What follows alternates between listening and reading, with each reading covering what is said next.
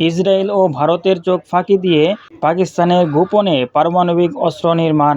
যখন বিশ্বব্যাপী নজর ছিল ইরান ইসরায়েলের উত্তেজনায়, তখন একদম নীরবে বড় চমক দেখিয়েছে পাকিস্তান। গোপনে পারমাণবিক সক্ষমতা আরও শক্তিশালী করে তুলেছে তারা। বিশ্লেষকরা বলেছেন, ইসরায়েল ও ভারতের নজর এড়িয়ে পাকিস্তান নতুন প্রজন্মের মিনি পারমাণবিক ওয়ার্ডের সফলভাবে নির্মাণ করেছে।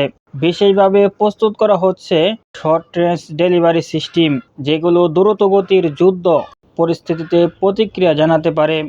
ভারত পাকিস্তান সীমান্তে নতুন করে উত্তেজনা বেড়েছে।